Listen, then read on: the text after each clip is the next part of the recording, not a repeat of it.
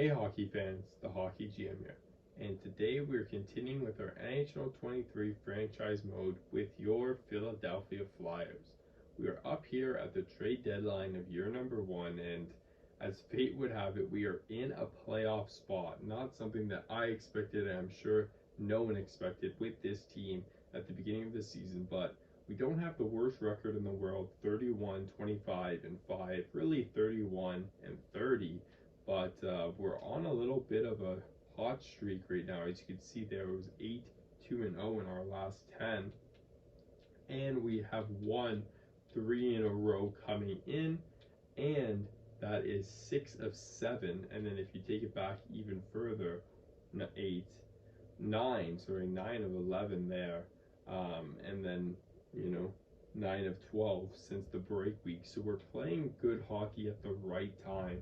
We found ourselves in a playoff spot, and that really opens up our options here for the year 1 trade deadline. Because obviously, if we were not a playoff team, we'd be thinking more sell. But, I'm not really thinking about selling right now. But I don't want to make the mistake of buying as well, because we are right on the break there, and we could easily make it, but we could easily miss as well, right? So just to give you guys a quick look at our team, most of our team is signed at least through next season. Not a lot of guys with contracts that are up this year, especially UFAs. You can see there Justin Braun, Brendan Lemieux, James Van Riemsdyk. That's pretty much it. Everyone else is at least an RFA. So that definitely gives us the option to go for it now without a lot of repercussions of losing assets. And even more so, I did some looking just before to see kind of the few guys we had available who were RFA or UFAs, what they were worth on the open market. And JVR, who I thought would be one of our premium trade assets, if you do the find trade feature, no trades found. So there's no interest across the league in James Van Riemsdyk. Brendan Lemieux was another UFA player, just really a bunch of nobody prospects. Might as well just hang on to him.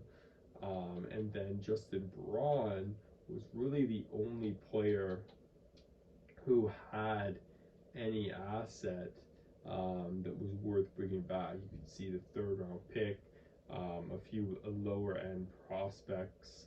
I guess a medium starter isn't a lower end prospect, but you could get something back that could help the team for Justin Braun. So that's really the only player I think that I would consider trading.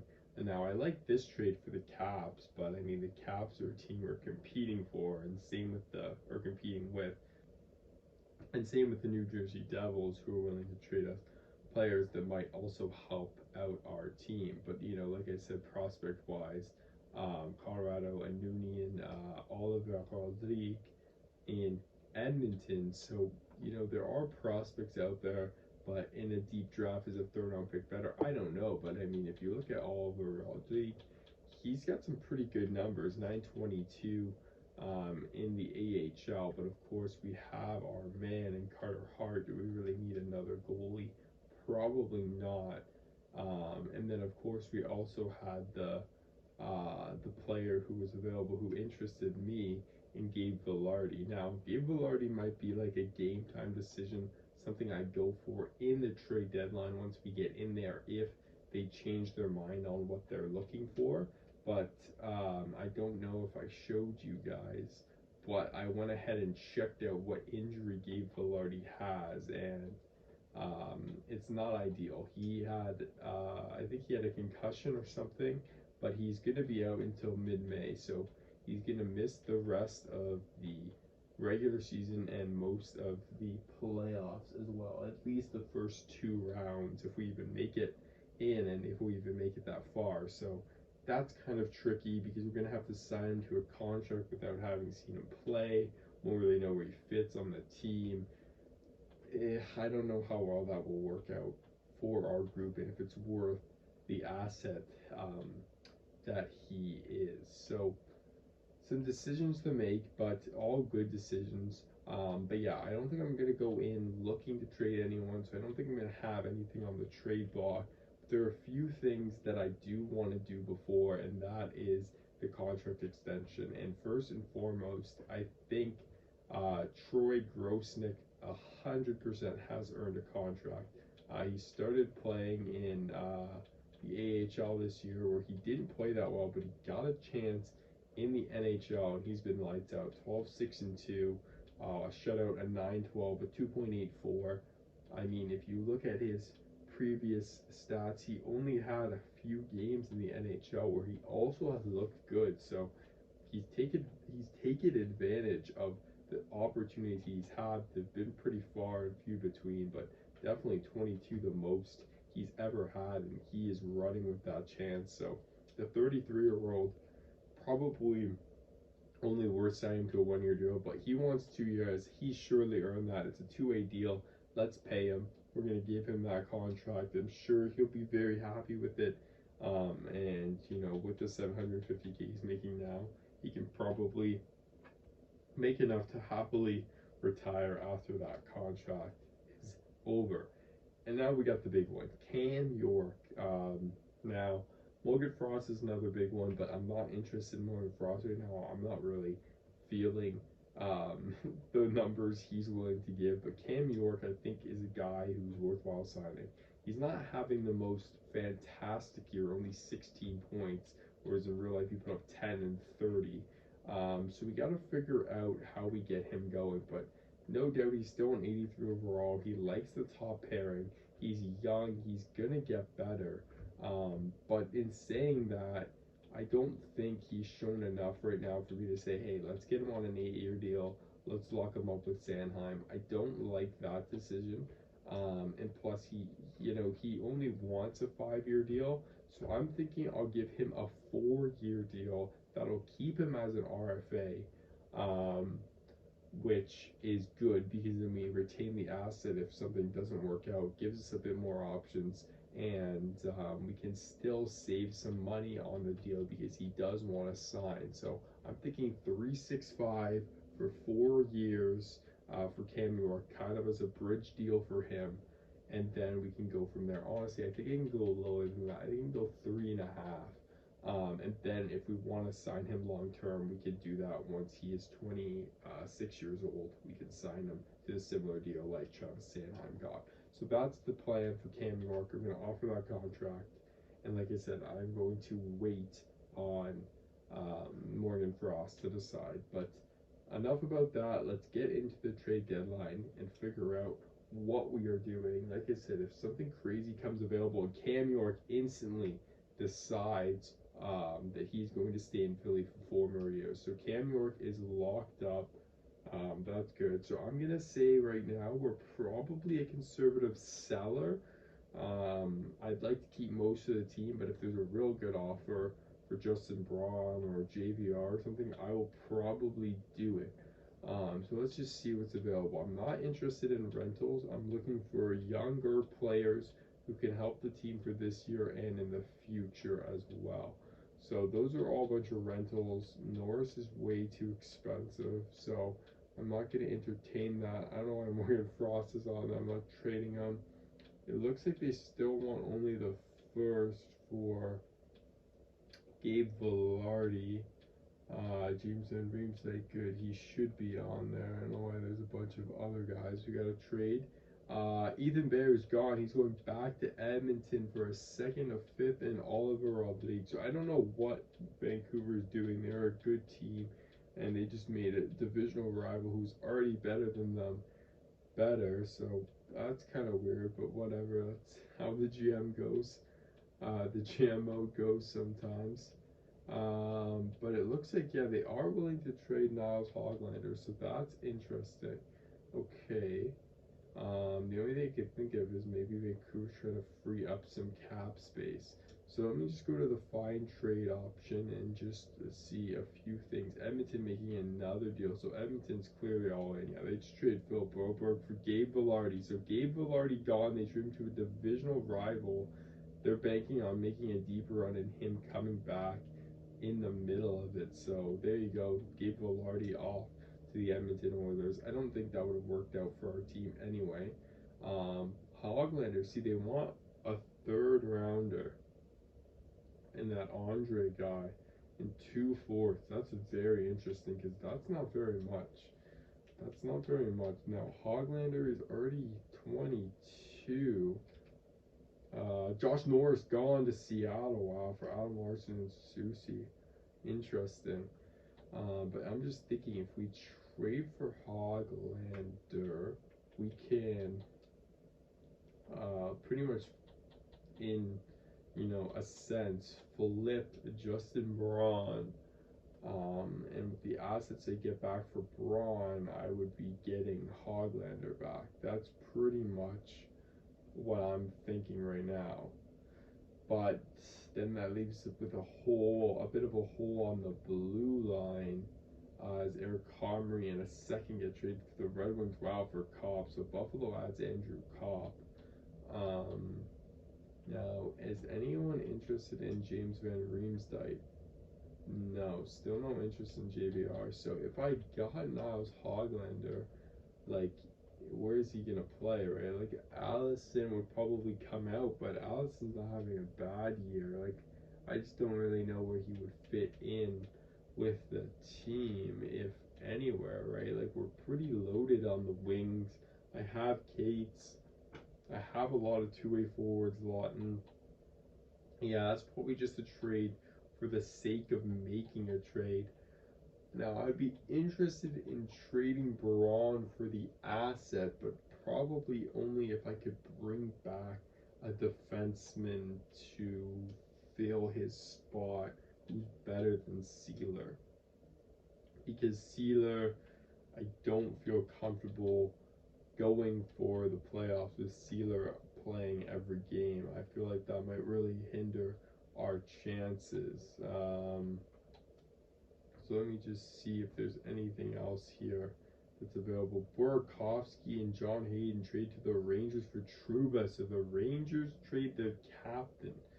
Damn, so the Rangers are not happy with where they are in the standings. They're trading their captain for a very good player in Burakovsky. So the Rangers making some moves. They're trying to get in. You know that. Tanev, Stetcher's an interesting one. He's barely played at all for Calgary this year, but I know he's a pretty solid defenseman. Defensive pairing 3, he really has no value. I don't see who Anaheim did, but for some reason Anaheim grabs up Zuccarello. I have no idea why. But yeah, maybe Troy Stetcher just to fill the void, and then I can flip Braun for an asset, and then just hope we get in. Nothing against Braun, I'm just trying to find the best thing. Please, I didn't know he was available. Bruins trade Lysell for Benning. Wow, Lysell and a third. Wow, so Matt Benning getting a big haul, or Lysell just is clearly not worth what he should be. Because that seems like a pretty one-sided trade, in my opinion. Gavrikov, no, that's way too much. I'm just looking for like a almost a nothing trade value type of defenseman to add. I think maybe Troy Stetcher is the best bet. Yeah, even Susie has a little bit of value, probably not. Nudivara, same, even they have a little bit of value. Donskoy, Olsen, no. Russell, no. Yeah, really that's about it. Hoglander, Dormont, no. I mean, the other thing we could do is we could take on some bad contracts, like Tyler Myers, for another year, take it on. That adds a player. Maybe we can add some value that way, because we have money, but yeah, probably best not, because I don't know, I might have to really pay Morgan Frost. He might actually want a lot. So I think I might just go after Troy Stetcher and see if that will work for us. So let's just see Troy Stetcher. What do you guys want? Like, if I can get him for next to nothing, I think that's worthwhile. Like, do I have any unsigned players? Yeah, like this guy. What's his name? Brian Zanhidi. Not having a bad year in all honesty in the OHL. A former fourth round pick, but he's 1963. Medium seventh. Not going to become anything. So like if I throw him in there, I mean Stetcher's barely. He hasn't played at all, so he'd be worth nothing. He'd have literally no trade value. This guy's a medium top 9, so I'd rather hang on to him. And then Hoglander got traded to Carolina there. Yeah, maybe like this guy too, Ethan Sampson, another just kind of defenseman that is just taking up a roster spot eventually, not really going to be anything. Suzanne Heedy and Sampson for Troy Stetcher, and no, it doesn't go through, so they don't want to make a deal for just the sake of making it. They do want some guys, so that's interesting. Andre Ginning. I mean, Ginning, in all honesty, probably isn't going to be anything. He's already 23. He's low top 4. He's having an okay year. Might as well just hang on to him. Yeah, so you know what? I have some depth picks here. I can trade one of them. I have the Sens pick. I have 2-6, so I'm going to give up a 6th rounder here and see if I can land Troy Stetcher straight up for a 6th. It will go through. Sealer or hit on waivers. Don't really care about that. But that gives us a 6th round pick, and now we can flip Justin Braun for a 3rd, and then, you know, we kind of just replace Braun for Troy Stetcher. It's just a little bit of a downgrade, but I think it's a worthwhile downgrade to get another draft pick in a good draft and try to make it now. That's 2024, so that's next year. I'd rather it be this year, I think. Vegas is also next year. And plus, then I have to trade him to Washington, which I'm not a huge fan of. So I think I'm going to take the Vegas offer. Yeah, I think I'm going to take the 2024 from Vegas. He's going to Pittsburgh, though, in this deal. I don't really like that either. I thought that was Vegas's team because it was Vegas's pick. Let's just see if any West teams are interested in Justin Braun. Because I'd prefer to trade him to the West. Winnipeg is, but they're willing to give up nothing for him. Tampa, yeah. Really not much teams willing to make deals. Dallas is to an extent. Can I get a 3rd from Dallas for him? I'd rather trade him to the West 100%. They don't have it, but maybe I could get the 2nd if I give up a 3rd. Like if I trade the Florida Panthers 3rd rounder, I already have a 3rd rounder. I can move that up into the 2nd round. Dallas could use an extra blue liner. Yeah, they could. Actually, they're pretty fine on the blue line, in all honesty. Maybe Edmonton will be better. I got about an hour left, so I got lots of time. No, Edmonton's honestly fine on the blue line as well. A lot of trades. Wedberg off to Nashville. Very interesting. Vegas was interested. No, they have a blue line. Winnipeg was interested. To replace Logan Stanley. Yeah, that might honestly help them. They got 2 kind of young guys. Just give them more options. I'm trying to think if anyone else was interested. I think that was pretty much it for the teams that were out in the East. I know Tampa or in the West. I know Tampa was interested. Yeah, maybe Tampa Bay. They have Purvis Fleury, but he's gonna fit in much better there than those guys. They know that. They have no draft picks though this year. They have literally nothing. They traded them all for Janelle. Um, Washington, I could bring back Craig Smith, but like, how much does Smith help the team? Probably not that much. Yeah, probably not that much in all honesty. Maybe I just trade him to Pittsburgh. I mean, it's just kind of a depth defenseman. Like, sure, he's gonna help. I mean, Pittsburgh's loaded though. Washington is a team I'm competing against like hardcore, so I don't really want to do that. Gosh, it's a tough choice to make on where to move Justin Braun. I don't want to make the wrong call here, and I want to maximize what I get back. And I think the maximize it would be the draft pick there. Pittsburgh doesn't really need him. I don't know why they're interested in him. Washington probably does, but that'll make Washington stronger. Then we might miss the playoffs because of it. God. The Rangers, I don't see them needing one.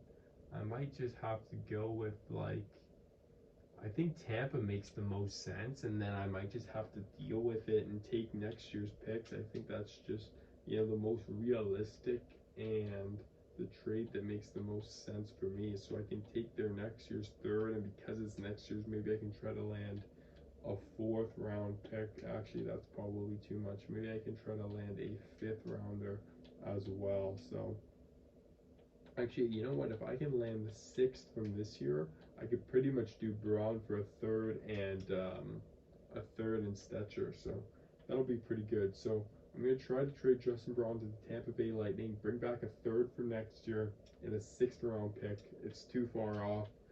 Straight up for the third, and it goes through. So we do a bit of a downgrade, Justin Braun into Troy Stetcher, but I think that was the right move to make to benefit our team in the long run and not hurt our odds too much, I don't think, for this season. So we'll just take a quick look.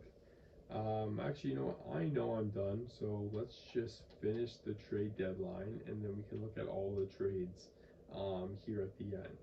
Because it gives you like a little like summary, I think, on what the trades are that happened. Oh, it doesn't. I thought it did. Ooh, and here's an interesting one. Brett Kulak. I mean, I'd be interested, but 4 years left at 275. I have to decline that 100%. But yeah, we can look at the trades made. So Howla goes back to Minnesota for Beckman, who I think is just a prospect. Carolina gets a third. Bozak for some prospects. Wenberg going to Nashville.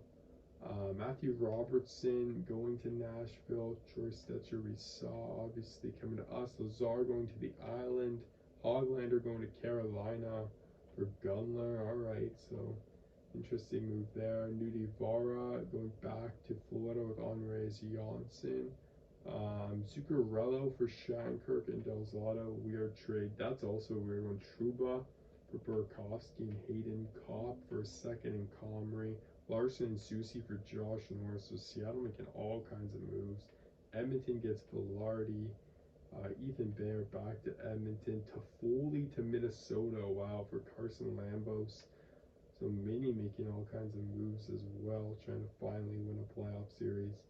I mean, that's interesting stuff. It is. I mean, I'm going to go ahead and edit the lines because I think it just kind of messes things up after. If I believe, yeah, all the lines are all jumbled now. So let me go ahead and fix all the lines off camera, and I'll also, take a quick peek at some of those trades and maybe show you guys the lineups of some of the new teams after making the moves. And then in the next one, we'll sim to the final game of the season and see if we can get ourselves into the playoffs. All right, take it easy. Let me know what you thought of the trade deadline in year one.